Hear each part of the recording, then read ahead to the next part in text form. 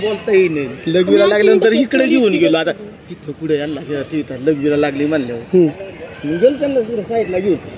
मी ना बाय म्हणती मला ग्राफून का दवाखाना पोरी एकटी मला आत बोलावलेलं सरांनी. आता हे कसं आहे आतरण. आता झालं का आता ऐका तुम्हाला नंबर दिला का तुम्हाला तो अहो तुमचा मोबाईल नंबर दिला का? दिला. तो महिनाभर बंद करायचा नाही त्यांनी सांगितलं. तुमचा ताई दिला तुमचा सगळे कागदपत्र घेतले तुमचं त्यांनी सबमिट करून घेतलं. ते म्हणले महिन्यानी तुमचं तयार होईल. एक पोस्टाने येईल आणि एक फोटो आणि तुम्ही या. ते मुलं नाही आणली तरी चालेल. इथं तुम्हाला ते सर्टिफिकेट दिलं जाईल. तुम्हाला पहिला मेसेज पडेल. बरं ठीक आहे. अक्का तुझं कागदपत्र पूर्ण झाले पण आधार कार्ड जोडून द्यायचे. मग ते मॅडम आल्या का त्यांच्याकडे दिल्याच्या नंतर ते सही बी देणार आणि मग आपल्याला दुसऱ्या वेळेस आल्याच्या नंतर आलं लक्षात. म्हणजे आता तुमचं तुम्ही कर. आता तुम्ही तिघांनी तुमचं काम झालेलं आहे. तुम्ही यायची गरज नाही. आता जेव्हा तुम्हाला तनुजा तुमच्या मोबाईलवर जेव्हा मेसेज येईल तेव्हा मला कळवायचं. नमस्कार. मी तुम्हाला नेहमीच सांगत असतो की ग्रामीण भागातल्या पालकांना आपल्या मतिमंदत्वाबद्दल समजावणं त्यांना सांगणं खूप अवघड असतं. आणि त्यातही जर पालक अशिक्षित असेल आणि त्यातही पालक जर महिला असेल तर खूप अडचणी येत असतात. मी आजचा तुम्हाला अनुभव सांगतो की आज मी जेव्हा आपल्या जुन्नर तालुक्यातील काही विद्यार्थ्यांना घेऊन औंध हॉस्पिटलला मतिमंदत्वाचं प्रमाणपत्र काढण्यासाठी गेलो होतो. तिथे माझ्या सोबतीने 5 पालक होते. त्यातले फक्त एकच पुरुष पालक होते. बाकी सगळ्या महिला पालक होता. खरं तर महिला म्हटलं की महिलांमध्ये थोडंसं एकामेकाबद्दल चर्चा करणं किंवा अवांतर बोलणं किंवा अनेक प्रॉब्लेम असतात.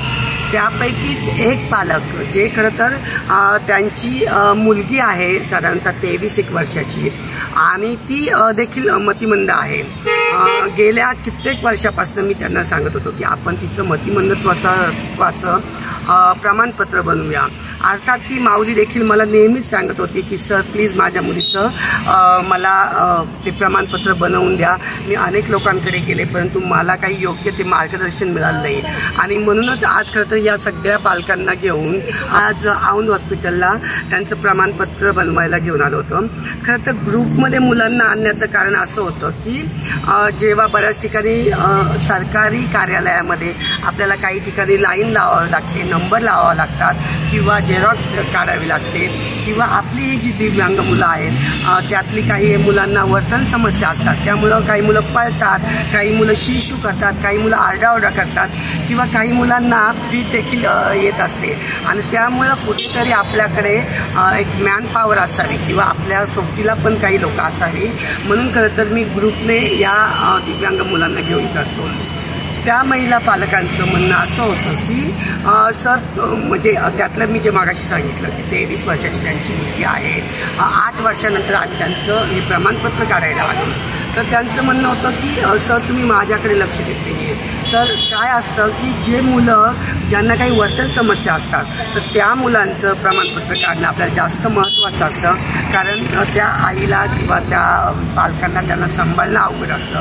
आणि म्हणून खरं तर आम्ही ते सर्टिफिकेट बनवताना जी मुलं जास्त ज्यांना वर्तन समस्या आहे त्यांचं पहिल्यांदा काढून घेत असतो. खरं तर मला त्या मातेबद्दल देखील तक्रार नाही. कारण ती देखील साधारणतः 50शी ओलांडलेली महिला, याशिवाय त्या मुलीचे पालक वयोवृद्ध आणि शहरामध्ये आल्यानंतर ग्रामीण भागातली पालक जे असतात किंवा कुठलीही व्यक्ती असते ती थोडी गांगारून जाते आणि त्यामुळे मग त्यांची चिडचिड होते. मी जरी मानसोपचार तज्ज्ञ नसलं तरी मी विशेष शिक्षक आहे आणि त्यामुळे बऱ्याचदा मला विशेष शिक्षकाची, कधी आईची, कधी डॉक्टरची, कधी केअरटेकरची, तर कधी मानसोपचार तज्ज्ञाची भूमिका निभावली लागते. आणि म्हणून मी त्या मातेला समजावून सांगितलं तरी देखील त्यांचा माझ्यावर राग होता. असं हरकत नाही, परंतु हे पहा हे सगळे जे पालक आहेत यांचं आज सर्टिफिकेटचं काम झालेलं आहे. बऱ्याच चाचण्या असतात, डोळ्यांची चाचणी, कानांची चाचणी, मानसोपचार तज्ज्ञाकडे चाचणी, मुलाचा बालपणीचा इतिहास, या सगळ्या गोष्टीमध्ये म्हणजे आम्ही सकाळी 6 वाजता आलेले लोक दुपारचे 2 वाजता फ्री झालेलो आहे. परंतु या सगळ्या पालकांच्या चेहऱ्यावर आनंद आहे की त्यांचं सर्टिफिकेट झालेलं आहे. तर हे पहा, सगळ्यांना हा आनंद झालेला आहे. सर्टिफिकेट तयार झालं तर बरं थोडं हा बरं वाटतं थोडंच ना, का बरं थोडं? काय मग रडावलं मला माहिती व्हिडिओ तर कसं वाटतं आता? छान वाटते ना? छान वाटतं हातात आल्यावर उड्या मारी. हा, खरं तर हे एक प्रकारचं कवाड आहे, म्हणजे एक प्रकारचा हा दरवाजा आहे, गेट आहे.